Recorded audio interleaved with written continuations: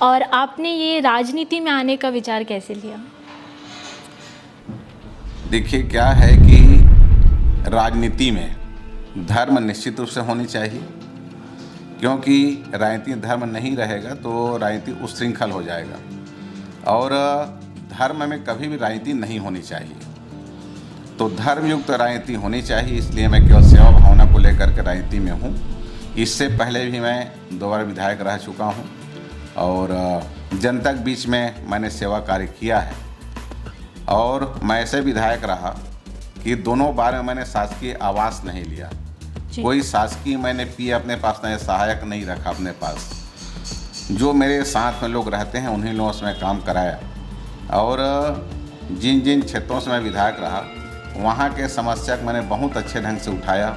मैं अधिकारियों के पास जाकर उसका समाधान कराया और ऐसे कोई समस्या जो अधिकारियों से भी नहीं सुलझता तो उनको मैं विधानसभा में आकर सदन में रखा, जिसके तहत उसका समाधान हुआ। छत्तीसगढ़ विधानसभा ने अब बहुत अच्छे ढंग से समस्याओं को उठाए हैं, उसका समाधान सदन में कराए हैं। यह सोच करके उत्कृष्ट विधायक होने का उन्होंने मुझे गौरव भी प्रदान किया है।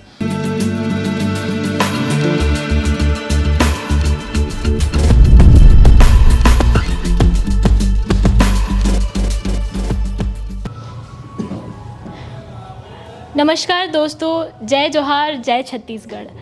आज हम पहुंचे हुए हैं नया बस स्टैंड के पास दूधाधरी मठ और आज हमारे साथ उपस्थित हैं यहाँ के प्रमुख संचालक श्री रामसुंदर महंत दास जी, जो कि वर्तमान में दक्षिण विधानसभा क्षेत्र से कांग्रेस के प्रत्याशी के रूप में चुने गए हैं। आइए इनसे बातचीत करते हैं। सबसे पहले तो बहुत बहुत बधाई आपको। बहुत बहुत धन्यवाद। आपको किस तरह से पता चला कि आप कांग्रेस के प्रत्याशी के रूप में चुने गए हैं? मुझे कांग्रेस के वरिष्ठों ने, सामान्य मुख्यमंत्री भूपेश बघेल जी ने कहा कि रायपुर दक्षिण विधानसभा क्षेत्र से आप हमारे प्रत्याशी हैं और तब से मैं रायपुर दक्षिण विधानसभा क्षेत्र के मतदाताओं से, लोगों से मैं मिल रहा हूं। मैं हर वार्ड में जा रहा हूं, हर गली में जा रहा हूं, लोगों के बीच में जाकर मैं चर्चा कर रहा हूं। हमारे सभी कांग्रेस जन एक साथ मिलकर हम लोग सब जा रहे हैं। जैसा कि आप जानते हैं, ये यहाँ काफ़ी ये बीजेपी का गढ़ रह चुका है, तो आप अपने आने वाले समय में कैसे इस चीज़ को भेदेंगे? बीजेपी का गढ़ रह चुका है यहाँ। लोकतंत्र में जो सबसे बड़ी भूमिका जिसकी है जी, वो है जनता। जनता जिन्हें अपना अमूल्य वोट प्रदान करती है वो उनके सेवक बनते हैं, उनके विधायक और सांसद बनते हैं। मुझे आशा ही नहीं, पूरा विश्वास है कि मैं लोगों से मिल रहा हूं। जिस प्रकार से जनता का अपनापन मिल रहा है उसके तहत मैं ये विश्वास करता हूं कि 17 तारीख को जब मतदाता मतदान केंद्र में जाएंगे तो अपने अमूल्य वोट का उपयोग वो लोग कांग्रेस के पक्ष में पंजा छाए बटन दबा करके करेंगे, जिसके तहत मैं उनका प्रतिनिधि बनूंगा। अगर आप यहाँ से विधायक के रूप में चुने जाते हैं तो वो कौन से प्रमुख 3 मुद्दे होंगे जिस पे आप काम करना चाहेंगे? हमारा यह रायपुर दक्षिण विधानसभा क्षेत्र में सुविधाओं का बहुत अभाव है, मूलभूत सुविधाओं की कमी है। मैं लोगों के बीच में जा रहा हूं और लोगों का कहना है कि बहुत ऐसे क्षेत्र हैं जहां जल भराव होता है बरसात में जी, उनको बहुत कठिनाई होती है उस समय में। उसी प्रकार से हमारा यह जो रायपुर दक्षिण विधानसभा क्षेत्र है, यह मठ मंदिरों का, ऐतिहासिक धरोहरों का और तालाब और सरोवरों का नगरी इसे कहा जाता है। और इस क्षेत्र में सबसे ज़्यादा इस प्रकार के धार्मिक स्थल हैं। इसका जिस प्रकार विकास होना चाहिए वह विकास आज तक नहीं हो पाया है जी। जब अन्य प्रांत से संत महात्मा रायपुर आते हैं और इन धार्मिक स्थलों दर्शन करने जाते हैं, इनका भ्रमण करते हैं, तब वो कहते हैं कि यह तो छोटी अयोध्या है। तो जब हमारे संत महात्मा कहते हैं कि रायपुर दक्षिण विधानसभा क्षेत्र की यह स्थल यदि छोटी अयोध्या है तो उसके अनुरूप इसका विकास करना चाहिए और मैं लोगों का सेवक बनूंगा, विधायक बनूंगा, तो निश्चित रूप से उसके अनुरूप, छोटी अयोध्या के अनुरूप इस रायपुर दक्षिण विधानसभा क्षेत्र का विकास निश्चित रूप से किया जाएगा।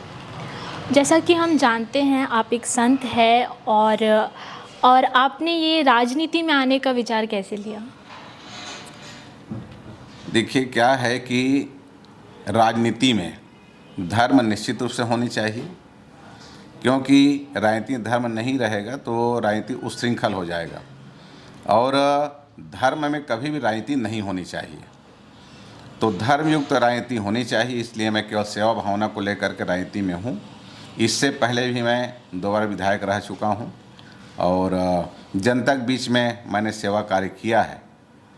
और मैं ऐसे विधायक रहा कि दोनों बार में मैंने शासकीय आवास नहीं लिया, कोई शासकीय मैंने पिए अपने पास, नहीं सहायक नहीं रखा अपने पास। जो मेरे साथ में लोग रहते हैं उन्हीं लोगों से मैं काम कराया और जिन जिन क्षेत्रों से मैं विधायक रहा वहाँ के समस्या को मैंने बहुत अच्छे ढंग से उठाया।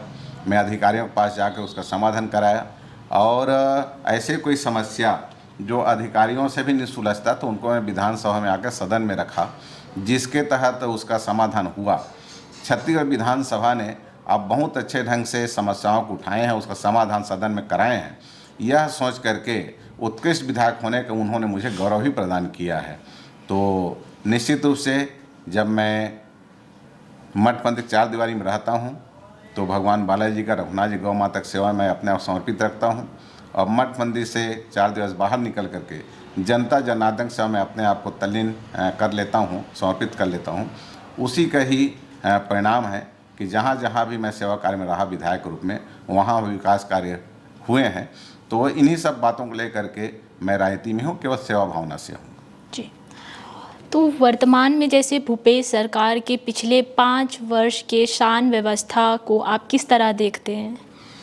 माननीय मुख्यमंत्री भूपेश बघेल जी ने और कांग्रेस सरकार के मुखिया अगुवा होकर के उन्होंने 5 साल में बहुत ही अच्छा कार्य किए हैं, विकास का बहुत अच्छा कार्य किए और सभी वर्ग का उन्होंने ध्यान रखा। किसानों का ध्यान रखा, कर्मचारियों का ध्यान रखा और समाज के हर वर्ग का उन्होंने ध्यान रखा है, व्यापारियों का भी ध्यान रखा। और उसका परिणाम यह आया कि कोरोना काल जैसे समय भी आया जिसमें पूरे भारतवर्ष में, अन्य प्रांतों में, विदेशों में भी एक आर्थिक मंदी का दौर देखने को मिला, लेकिन हमारा छत्तीसगढ़ उससे अछूता रहा। यहाँ आर्थिक मंदी नहीं रही और माननीय मुख्यमंत्री भूपेश बघेल जी ने गौ माता के लिए ही बहुत अच्छा काम किया। छत्तीसगढ़ के प्रत्येक गांव में उन्होंने गौठान बनाने का कार्य किया जहां गौ माता सुरक्षित हैं, संरक्षित हैं। हमारे छत्तीसगढ़ में लगभग 20,000 गांव हैं, उसमें 11,000 गांव में गौठान बन के तैयार है और 4,000 गौठान तो ऐसे बने हैं कि वह अब स्वावलंबी हो गया है। शासन को गौमूत्र खरीदने के लिए या गोबर खरीदने के पैसा देना नहीं पड़ता है। उसी प्रकार से विश्व का एकमात्र माता कौशल्या का मंदिर चंदखुरी में है, जो रायपुर से लगा हुआ है। उस जगह को सजाने का संवारने काम माननीय मुख्यमंत्री भूपेश बघेल जी ने किया है। आज वह पर्यटक लोगों का बहुत ही पसंदीदा जगह है, तो लोग पसंद करते हैं वहाँ जाना और देश विदेश के लोग आते हैं यह देखने के लिए कि जिन माता ने मर्यादा पुरुष राघवेंद्र सरकार जी को 9 महीने तक अपने उदर में रखा और वो माता का जन्मभूमि कैसा है ये देखने के लिए चंदखुरी जाते हैं। उसी प्रकार से इतिहासकारों की ऐसी मान्यता है कि मर्यादा पुरुषोत्तम राघवेंद्र सरकार अपने 14 वर्ष के वनवास काल का अधिकांश समय छत्तीसगढ़ में बिताए हैं और जहाँ जहाँ भगवान राम गए, जहाँ जहाँ विश्राम किए, उन स्थानों को चिन्हांकित किया गया जो 75 स्थान हैं। तो प्रथम चरण में 10 स्थान का विकास किया गया है, जिसमें सबसे पहला सीतामढ़ी हरचौका, जहाँ माता सीता जी का रसोई है, पहाड़ है, पहाड़ नीचे गुफा है, वहाँ वह जगह है, उसको सुरक्षित संरक्षित किया गया है, विकसित किया गया है। वैसे ही शिवनारायण को, खरौद को, तुरतुरिया को, राजिम, सिरपुर, चंपारण, सिहावा पर्वत, जगदलपुर और रामाराम छत्तीसगढ़ का अंतिम गांव और भद्राचलम जो आंध्र प्रदेश में है उसके सीमा से लगता है। तो ऐसे करके उन स्थानों को भी सजाने संवारने काम सामान्य मुख्यमंत्री भूपेश बघेल जी ने किया है। तो विकास की दृष्टि से सभी वर्गों को ध्यान में रखकर उन्होंने विकास छत्तीसगढ़ का किया है और मुझे आशा नहीं पूरा विश्वास है कि छत्तीसगढ़ की जनता 2023 का जो 9वां चुनाव होने वाला है अभी, उसमें निश्चित रूप से पुनः अवसर कांग्रेस प्रदान करेंगे, ऐसा ही विश्वास करता हूँ। जी, तो जैसा इन्होंने बताया कि भूपेश सरकार ने बहुत तरह के कार्यों को ध्यान दिया, जैसे चंदखुरी में मंदिर है जो हमारा माता कौशल्या का मंदिर है, जो कि जनता के बीच उतने लोग नहीं जानते थे, लेकिन उन्होंने उन सभी चीज़ों पे कार्य करके उनको सामने लाया। और जैसे कि हमारे महंत दास जी पहले जो छत्तीसगढ़ के गौ के अध्यक्ष रह चुके हैं, तो उन्होंने किस तरह से काम किया, उन्होंने बताया कि पहले भी वो कैसे गौ माता की सेवा करते थे। सर, मेरा एक सवाल है कि आपका जो संबंध है बृजमोहन अग्रवाल जी से, वो कैसा है? बहुत मधुर संबंध है। दूधाधारी मठ का ऐसा कोई भी धार्मिक उत्सव नहीं है जिससे माननीय बृजमोहन अग्रवाल जी को उपस्थित न रहती हो। हमारे सभी उत्सव महोत्सव में माननीय बृजमोहन अग्रवाल जी आते हैं। उनका संबंध, उनके परिवार से संबंध बहुत अच्छा है, क्योंकि हमारे गुरुजी राजेश्री महंत वैष्णोदास जी महाराज अब इस धराधाम पर नहीं हैं। उनसे और माननीय बृजमोहन अग्रवाल पूज्य पिताजी रामजी लाल अग्रवाल, उनसे भी बहुत अच्छा संबंध रहा और बीच बीच में आते रहे, हमारे साथ बैठ के विचार विमर्श भी करते रहे। तो संबंध बहुत मधुर है और दूधाधारी मठ के धार्मिक उत्सव महोत्सव में सम्मिलित होते रहते हैं। जी, अगर आप प्रतिनिधि के रूप में यहाँ से चुने जाते हैं तो बृजमोहन अग्रवाल के कार्यों को और आप अपने तरफ से कार्यों को किस तरह अलग देखते हैं? देखिए, अभी मैं जो क्षेत्र में जा रहा हूँ, लोगों से मैं चर्चा कर रहा हूँ, उसके तहत मैं ऐसा देख रहा हूँ कि यहाँ मूलभूत सुविधाओं की कमी है।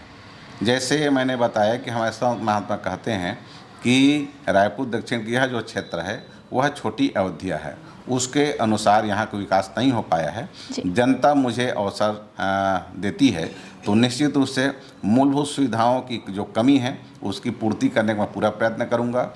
और हमारे संत महात्मा कहते हैं कि रायपुर के दक्षिण विधानसभा क्षेत्र छोटी अयोध्या है, तो छोटी अयोध्या के अनुरूप यहाँ का विकास करने का हम लोग पूरा प्रयत्न करेंगे। तो जैसे इन्होंने बताया कि रायपुर दक्षिण विधानसभा एक छोटी अयोध्या के नाम से जाना जाता है और ये पूरी कोशिश करेंगे कि ऐसे ही लोगों के दिलों में जगह बनाए रखें। और मेरा एक सवाल है सर, जनता जानना चाहती है कि आप आने वाले समय में भूपेश सरकार ने ये जो योजनाएं निकाली है, आत्मानंद स्कूल हो गया, चाहे बेरोजगारी भत्ता हो गया, उनके योजनाओं को आप किस तरह से देखते हैं? माननीय भूपेश बघेल मुख्यमंत्री के हैसियत से अच्छा कार्य किए हैं। ग्रामीण क्षेत्र के जनता और निर्धन परिवार के भी व्यक्ति, वो भी बच्चे अच्छी शिक्षा और सहज शिक्षा, उत्तम शिक्षा प्राप्त कर सकें, इसलिए प्रत्येक गाँव में, शहरों में आत्मानंद अंग्रेजी माध्यम का, हिंदी माध्यम का वो विद्यालय खोल रहे हैं जी। और ऐसे बहुत कार्य किए हैं।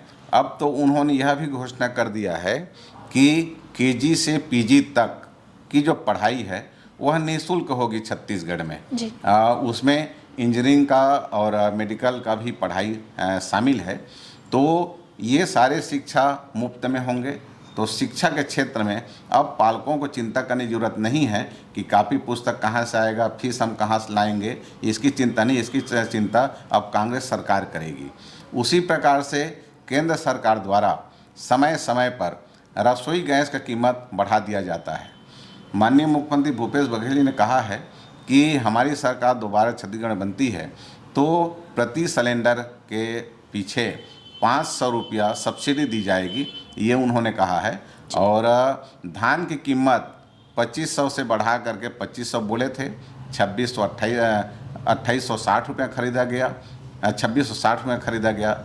और अभी उन्होंने घोषणा किया है कि हम 32 रुपये क्विंटल में खरीदेंगे, अब 20 क्विंटल खरीदेंगे, ये माननीय मुख्यमंत्री जी ने कहा है। तो सभी वर्गों को ध्यान रख करके वो सेवा कार्य कर रहे हैं। जी, तो ये थे हमारे साथ राम सुंदर महंत दास जी, जिन्होंने बताया कि किस तरह से भूपेश बघेल ने अपनी योजनाओं पे खड़े उतरने की पूरी कोशिश की है। अब इनका मुकाबला भाजपा उम्मीदवार दक्षिण विधानसभा से बृजमोहन अग्रवाल जी के साथ है। अब तो ये देखने की बात है कि किस तरह से जनता किनको अपना प्रतिनिधि चुनती है।